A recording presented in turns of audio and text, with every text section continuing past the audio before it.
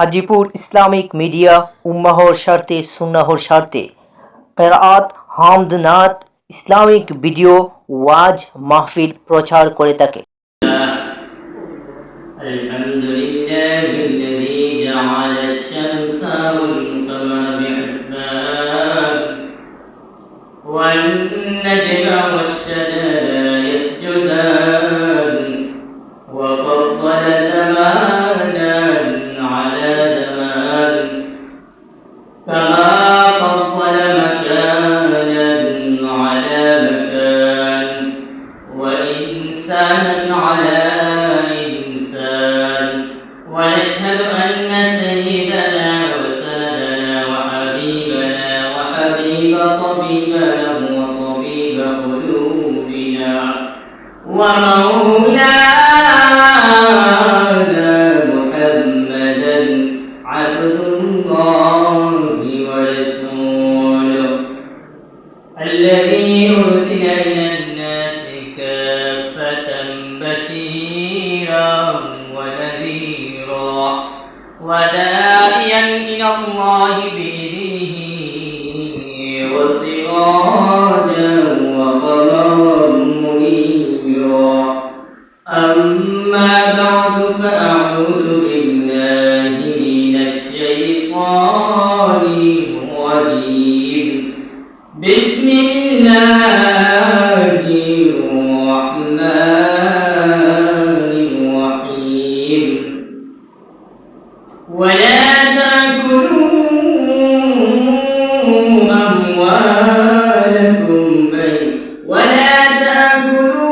أموالكم بينكم بالباطل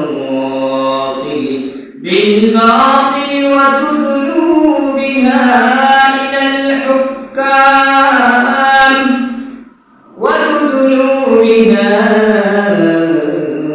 إلى الحكام لتأكلوا فريقا من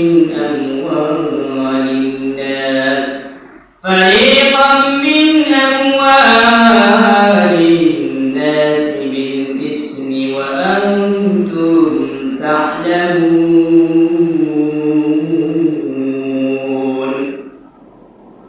وقال النبي عليه صلى الله عليه وسلم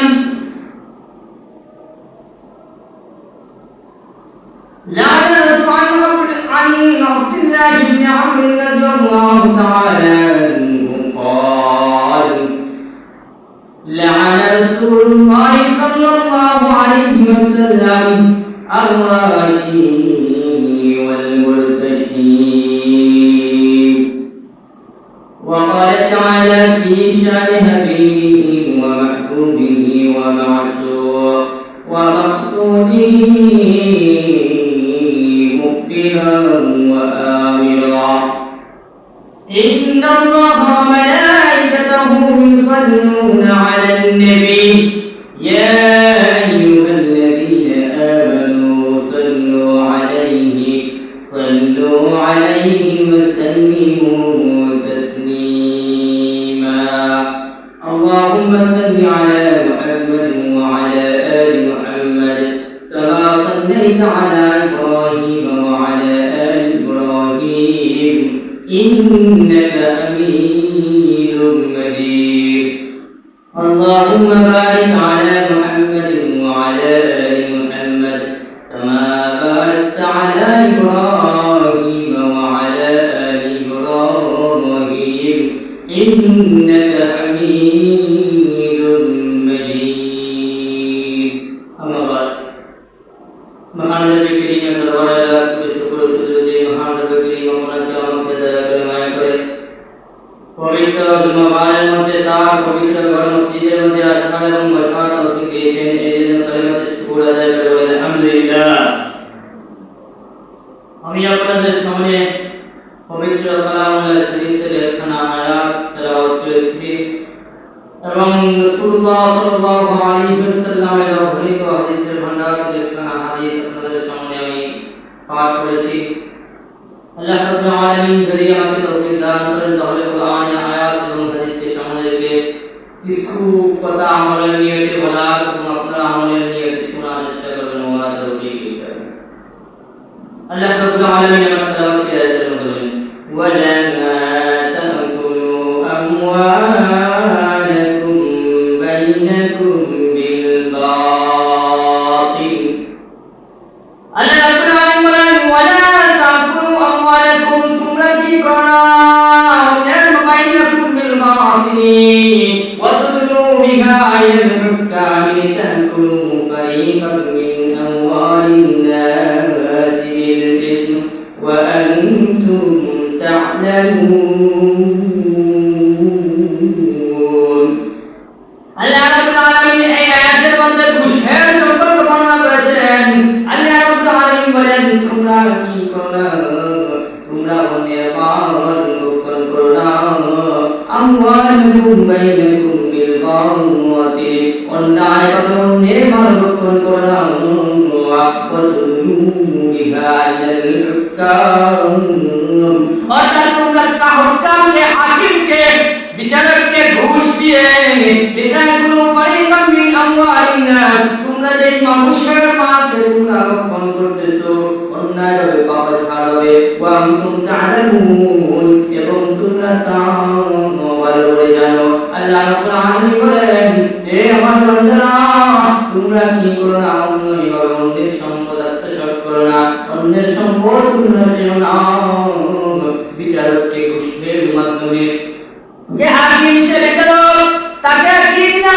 ঘুষ দিলা ঘুষ দেওয়ার পর সে তোমার পক্ষে সে প্রায় দিল আর এই লাইনে তুমি এই অন্যের মাল যে তুমি ভক্ষণ করতেছো হারাম ভাবে সেটা কিন্তু তোমরা জানো তারপরে তোমরা কি করতেছো ভক্ষণ করতেছো আল্লাহ হাবিব সাল্লাল্লাহু আলাইহি ওয়াসাল্লাম বলেন এর ব্যাপারে কি বলেছেন লানা রাসূলুল্লাহ সাল্লাল্লাহু আলাইহি ওয়াসাল্লাম আর-রাশি ওয়াল মুরতাশি রাসূলুল্লাহ সাল্লাল্লাহু আলাইহি ওয়াসাল্লাম ঘুষ দে আর দি ঘুষ খামি উভয়ের ব্যাপারে কি করেছেন লানত করেছেন অভিশাপ করেছেন নাউযুবিল্লাহ ঘুষ দেখায় তার কি হয় না নামাজ কবুল হয় না তার রোজা কবুল হয় না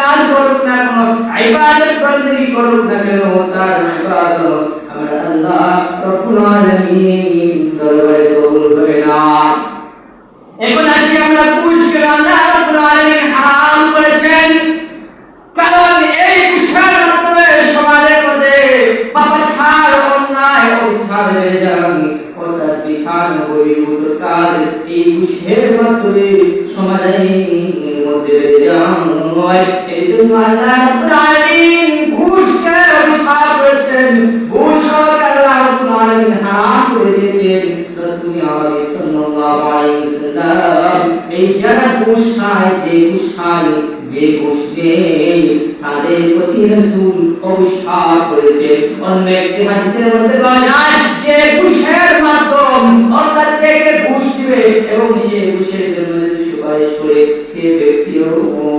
জাহান্নামের মধ্যে যাবে নাউযুবিল্লাহ ঘুষ কেন হারাম হয়েছে ইসলামের মধ্যে ঘুষ হারাম হওয়ার কারণ হলো আল্লাহ রাব্বুল আলামিন ঘুষ হারাম করে দিয়েছেন এই কারণে কারণ এই ঘুষ যদি সমাজের মধ্যে বন্ধ হয়ে যায় তাহলে সমাজের মধ্যে নিয়ম বিচার প্রতিষ্ঠা হবে আর ঘুষ যদি সমাজের মধ্যে থাকে তাহলে সমাজের মধ্যে কি হবে না ন্যায় বিচার কখনো প্রতিষ্ঠা হবে না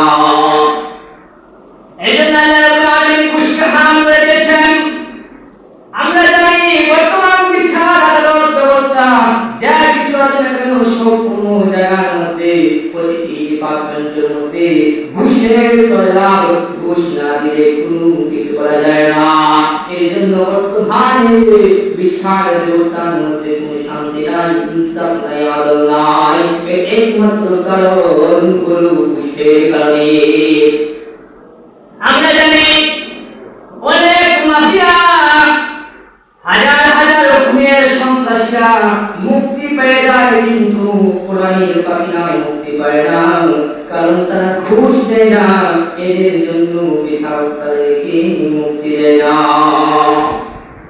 এখন বান্দা ঘুষ চেয়ে গেছে তার কোনো আমল আল্লাহ রাব্বুল আলামিনের দরবারে কবুল করবে না। আমাদের সমাজের মধ্যে এই ঘুষের প্রভাব আছে নাই? আমাদের সমাজের মধ্যে এত ঘুষের প্রভাব, এত ঘুষের প্রভাব, বিচারক লাগে না। সামাজিক যে বিচার হয় এই বিচারের মধ্যে বিচারকদের হাতে যখন সামান্য কিছু টাকা দেওয়া হয়, সে অন্যায়কে ন্যায় বানিয়ে ফেলে প্রবাসে নাই। আল্লাহ রাব্বুল আলামিন বলেছেন, তোমরা বিচারকের মাধ্যমে অন্যের সম্পদ আত্মসাৎ করতেছো। এই যাই করবে কেন তোমরা কিন্তু জানো এটা হারাম সম্পদ, তারপর তোমরা তা বর্জন করতেছো। আল্লাহর হাবিব সাল্লাল্লাহু আলাইহি ওয়াসাল্লামের ব্যাপারে বলেন, তাদের উপর জাহান্নাম ওয়াজিব। নাউজুবিল্লাহ। মুসলমান তারা যদি ঘুষ খায়, ঘুষ খাওয়ার কারণে নামাজ পড়ে রোজা রাখে, ওযু করে, যাকাত দেয়, এমনকি মসজিদে মাদ্রাসার মধ্যে দান করে, তারপরও তার এই দান আল্লাহ রাব্বুল আলামিনের কাছে কবুল হবে না। এর একমাত্র কারণ হলো তার এই সম্পদের মধ্যে ঘুষ বিদ্যমান। এখন কেমন ভাবে নিষেধ করা হয়েছে? রাষ্ট্রীয় দায়িত্বের মধ্যে যারা থাকে, সরকারি চাকরির মধ্যে যারা থাকে, তাদের ব্যাপারে কি আছে, তাদের হুকুম কি, তারা কেমন ভাবে তারা রাষ্ট্রীয় দায়িত্ব পালন করবে, এই সব কিছু ইসলামের মধ্যে আছে না? এই প্রতি বিচার করার প্রতি জীবন ব্যবস্থা ইসলামের মধ্যে আল্লাহ রাব্বুল আলামিন দিয়ে দিয়েছে। নবীদের আল-আউস গোত্রের একজন ব্যক্তিকে আল্লাহ রাসূল সাল্লাল্লাহু আলাইহি ওয়াসাল্লাম প্রতিনিধি বানাইলেন এবং বললেন, তুমি যাকাতের টাকা ওসুল করো, তুমি মানুষের কাছ থেকে যাকাতের টাকা ওসুল করো। তিনি কি বলেন? মানুষের কাছ থেকে যাকাতের টাকা ওসুল করলেন। ওসুল করে রাসূলুল্লাহ সাল্লাল্লাহু আলাইহি ওয়াসাল্লামের সামনে তিনি উপস্থিত হলেন এবং এই সম্পত্তি যাকাতের টাকাকে, যাকাতের ওসুলকে, মালকে একসাথে রাখলেন। আর কিছু মালকে তিনি তার কাছে বললেন, এগুলো আমাকে হাদিয়া দেওয়া হয়েছে, আর এগুলোর যাকাতের টাকা। রাসূলুল্লাহ সাল্লাল্লাহু আলাইহি ওয়াসাল্লাম এমন অবস্থায় এটাকে বিপরীত করতে লাগিয়ে গেলেন। আল্লাহ রাব্বুল আলামিনের হামদ এবং সালাতের উপর রাসূলুল্লাহ সাল্লাল্লাহু আলাইহি ওয়াসাল্লাম বলেন, রাষ্ট্রীয় দায়িত্বে তোমাকে যদি কাউকে পাঠানো হয় এবং এই হাদিয়া যদি তুমি নেও, এই হাদিয়াও ঘুষ, এই হাদিয়াও ঘুষ, এই হাদিয়াও ঘুষ। নাউজুবিল্লাহ। এরপরে রাসূলুল্লাহ সাল্লাল্লাহু আলাইহি ওয়াসাল্লাম সবাইকে বললেন, তোমরা জেনে নাও, যেই ব্যক্তি বলেছেন আমি কি করেছি, আমাকে হাদিয়া দেওয়া হয়েছে, এই ব্যক্তিকে তুমি রাসূলুল্লাহ বলেন, প্রশ্ন করো এই ব্যক্তিকে, সে যদি এই ব্যবস্থা করে বসে থাকে তাহলে কি তাকে টাকা দেবে, তাকে কি হাদিয়া দেবে? না, তাকে হাদিয়া দেবে না। বরং রাষ্ট্রীয় দায়িত্বে যাওয়ার কারণে তাকে হাদিয়া দেওয়া হয়েছে। আর এই হাদিয়া নয়, এই হাদিয়া ঘুষ। নাউজুবিল্লাহ। এই জন্য রাসূল সাল্লাল্লাহু আলাইহি ওয়াসাল্লাম ঘুষ খায়, যে ঘুষ দেয় তার প্রতি রাসূলুল্লাহ সাল্লাল্লাহু আলাইহি ওয়াসাল্লাম অভিশাপ করেছেন, অভিশাপ দিয়েছেন, লানত দিয়েছেন। রাসূল যে ব্যক্তির প্রতি অভিশাপ দেবে, যে ব্যক্তির প্রতি অভিশাপ দেবে, তারা কি কখনো জান্নাতে যাইতে পারে না? তারা কখনো জান্নাতে যাইতে পারে না। আরেকটা ঘটনা, আল্লাহ রাসূল সাল্লাল্লাহু আলাইহি ওয়াসাল্লাম খায়বারের যুদ্ধ বিজয় হওয়ার পর শক্ত হিজরির পরে রাসূল আরবি সাল্লাল্লাহু আলাইহি ওয়াসাল্লাম একজন সাহাবী আব্দুর রহমান নামে একজন সাহাবীকে খায়বারে ইহুদিদের কাছে পাঠাইলেন এবং তাদের সাথে একটি চুক্তি হলো, তোমরা যে সম্পত্তি করবা, যে ফসল ফলাইবা, এই ফসল ফলানোর পর অর্ধেক সম্পত্তি তোমরা কি করবা, অর্ধেক সম্পত্তি, অর্ধেক মাল তোমরা তোমাদের কাছে রেখে দেবা, আর অর্ধেক মাল রাষ্ট্রীয় কোষাগারের মধ্যে তোমরা দেবা। রাসূল আরবি সাল্লাল্লাহু আলাইহি ওয়াসাল্লামের সাহাবী যখন এই ব্যক্তির কাছে গেলেন, ওনাদের কাছ থেকে অর্ধেক মাল আনবেন, অর্থাৎ কৃষিকাজের অর্ধেক মাল আনবেন, রাষ্ট্রীয় কোষাগারের মধ্যে রেখে দেবেন। এমন অবস্থায় ইহুদিরা ওনার কাছে তাদের স্ত্রীদের স্বর্ণালংকার এসে রেখে দিল। এবং বলল বন্টনটা একটু সহজ করে দাও, একটু সহজ করে দাও। তখন এই সাহাবী রাগান্বিত হয়ে গেলেন এবং বললেন, এই আল্লাহর জমিনের মধ্যে সব থেকে নিকৃষ্ট কোনো মানুষ যদি থেকে থাকে তাহলে তোমরা বলে এই নিকৃষ্ট অন্য দেওয়াদের মধ্যে পাওয়া যায়। তিনি তাদেরকে বলেছেন, হে শুকরের দল, তোমরা জেনে রাখো, তোমরা যে আমাকে এই স্বর্ণালঙ্কার দিতেছো, এমন স্বর্ণালঙ্কার আমাকে হাদিয়া করে বলতেছো, এগুলো হাদিয়া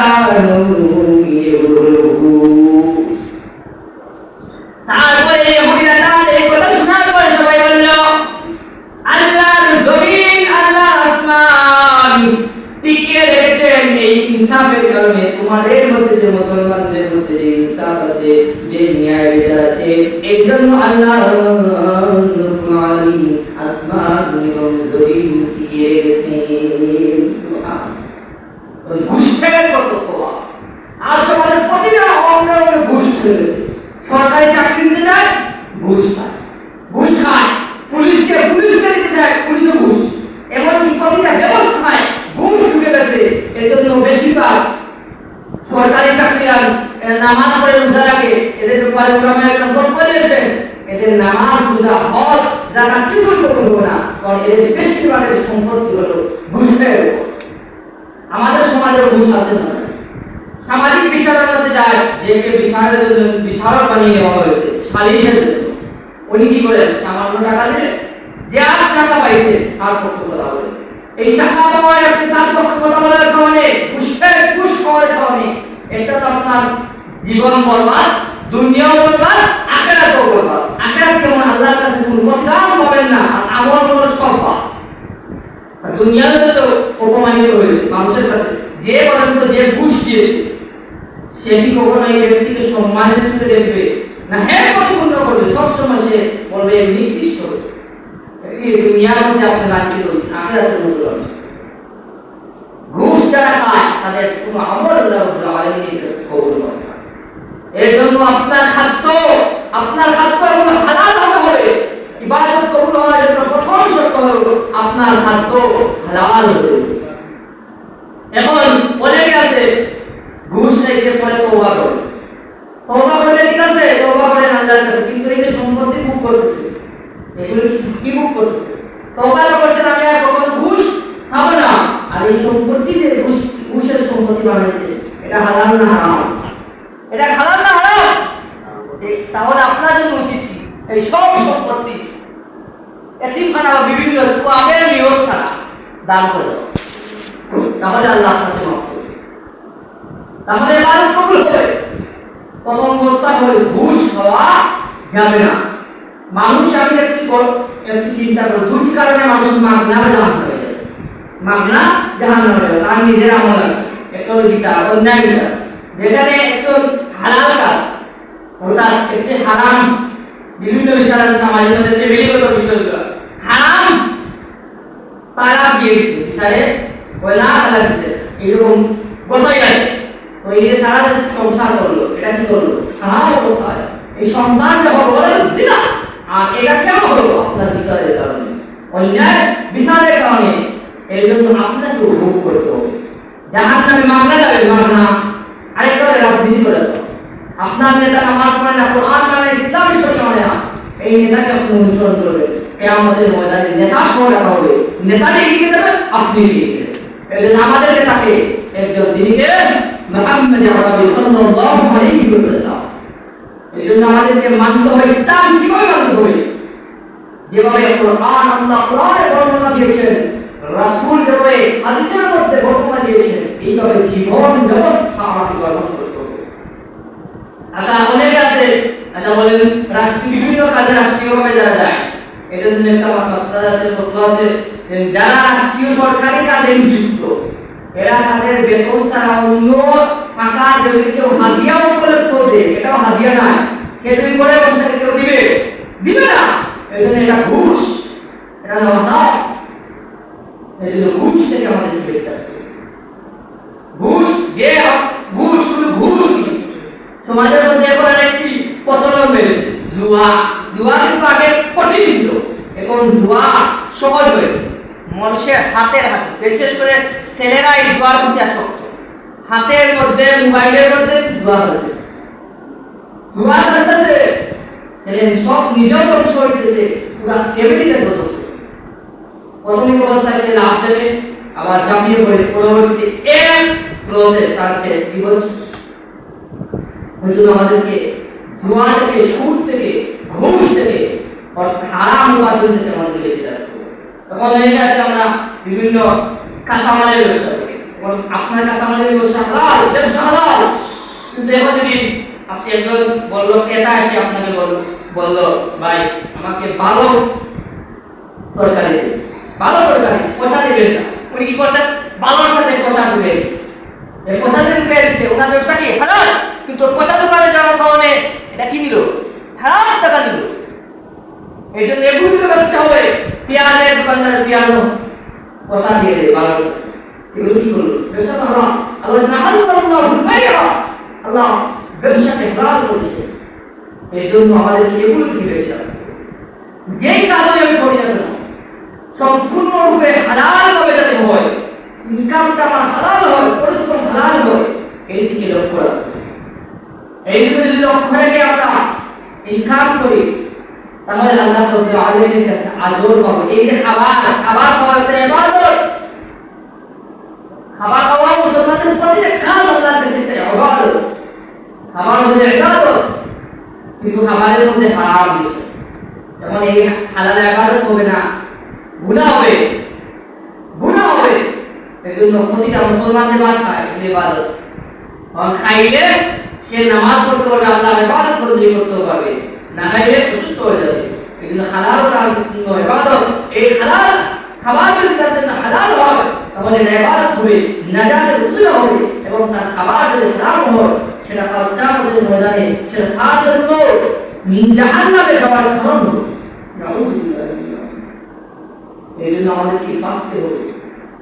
এগুলো থেকে বাঁচতে হবে। প্রতিটা ক্ষেত্রে অনেকে কাজ করে শুধু কি সবার জন্য, অন্যের যারা শুধু খায় ঘুষ খায় তাদের তো হারাম হয়ে। তখন কাজের মধ্যে একজন নিল বালা একজন মিস্ত্রি কাজ করে, ওনাকে একটা কাজ দিচ্ছে, কাজ দেওয়ার পর বলছে ভাই আমার কাজটা সুন্দর করে দেবে, আপনি কাজ করবেন, টাকা কিন্তু ফুল দিলেন, কিন্তু কাজটা ভালোভাবে করলেন না। এই যে প্রতারক দেওয়া করলেন, মান খাসা আলাইসা বিল্লাহ, মান খাসা আলাইসা বিল্লাহ, যে প্রতারক সে আমার ধরে কিন্তু মুক্ত নেই। কে বলেছে? রাসূলুল্লাহ সাল্লাল্লাহু আলাইহি ওয়াসাল্লাম। এটা প্রতারণার সামিল।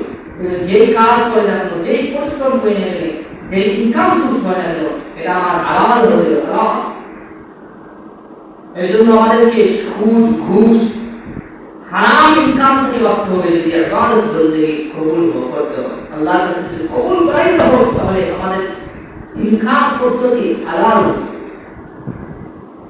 অনেক ভয়াবহতা আছে সমাজের মধ্যে, ঘুষের কারণে সমাজে ইনসাফ নেই। এই ইনসাফ নষ্ট হলো কেন? বিচারকরা ঘুষ। কাল কিয়ামতের ময়দানে বিচারকদেরকে জাহান্নামের মধ্যে উল্টাইয়া দিব, তার মাথা নিচে পা উপরে, এইভাবে জাহান্নামে ফেলে ফেলে তারা জাহান্নামে। এটা শুধু কি রাষ্ট্রীয় বিচারে, যে রাষ্ট্রীয় বিচার করে শুধু তার ক্ষেত্রে নয়, বরং সামাজিক যারা বিচার করে এরাও বিচারক, এরাও এর উত্তর। উনি আপনাকে বিচারে, আমি বিচার করতেছি, অনেকে যে একজন ভাই যিনি বিচার করবে ওনার হাতে নিয়ে কিছু টাকা দেবে। আচ্ছা বলেন তো এটা হাতে হাত দিয়ে বলো হাতিয়া, হাতিয়া মানে ঘুষ। আচ্ছা বিচার না হলে কি আপনাকে টাকা দিতে করে বসে দিত না? মানে এগুলি নিতেছে, এটা কি নিতেছে? ঘুষ নিতেছে। এটা অনেকে জানেন না, অনেকে না জেনে, অনেকে না জেনে করে টাকা গ্রহণ করে। এই জন্য ওলামায়ে কেরাম বলে দায়িত্ব হলো এগুলো মানুষের কাছে সামলানো। অনেকে জানেন না, আমার বলে তো এটা হাতিয়া দিচ্ছে, কিন্তু এটা হাতিয়া পর্যায়ে করতেছে না, ঘুষের পর্যায়ে করতেছে। এই জন্য এগুলো থেকে আমাদেরকে বেঁচে থাকতে হবে, এগুলো থেকে আমাদেরকে বেঁচে রাখতে হবে। তাহলে আমাদের ইবাদত বন্দেগী আল্লাহর কাছে কবুল হবে। যারা হারাম ভাবে ইনকাম করে, বলুন তো এদের ইনকাম করতে সন্তান সন্ততি দেখেন, পরিবারের মধ্যে সে শান্তি নয়, শান্তিতে আছে, শান্তিতে নয়। এরকম সারাদিন দিন মজুর, কিন্তু তার পরিবারের মধ্যে শান্তি আছে, কারণ তার ইনকামটা হারাম। হারামের মধ্যে আরাম নেই, হারামের মধ্যে কোনো আরাম নেই। মুসলমানদের আরাম হলো হালালের। এই জন্য আমাদের হারাম কাজ করতে হবে। যারা জানেন না, আজ থেকে আমি শপথ নেই আমি কখনো কোনো বিচার কাজ বা বিভিন্ন যেটা ঘুষের পর্যায়ে পড়ে যায়, আমি এই কাজটা সম্পাদন করব, শ্রমিক নয়, অন্য ব্যক্তি আমাকে মাধ্যম রেখেছে, কারণ আমাকে যদি টাকা দেয় হাদিয়া বলে টাকা দিয়ে দেওয়া যাবে না, কিন্তু ঘুষ আমি নিব না। আজ থেকে আমাদের জেনেছি যখন আমল করার চেষ্টা করব, আর অতীতে যা হয়ে গেছে না জানার কারণে আল্লাহকে তওবা করব, আল্লাহ রাব্বুল আলামিন যেন আমাদেরকে মাফ করে দেয়। আপনাদের সামনে এই যতটুকু আলোচনা করলাম, সময় সংক্ষিপ্ত আলোচনা, সংক্ষিপ্ত আকারে ভুলের পয়েন্ট আকারে কিছু সামান্য আলোচনা করলাম, চেষ্টা করলাম। আল্লাহ রাব্বুল আলামিন যেন এই আলোচনাতে প্রথমে আমাকে আমল করার তৌফিক দান করেন, তারপর আপনাদেরকে আমল করার তৌফিক দান করেন। ওয়া আখিরু দাওয়ানা আলহামদুলিল্লাহি রাব্বিল আলামিন। আসসালামু আলাইকুম ওয়া রাহমাতুল্লাহি ওয়া বারাকাতুহু।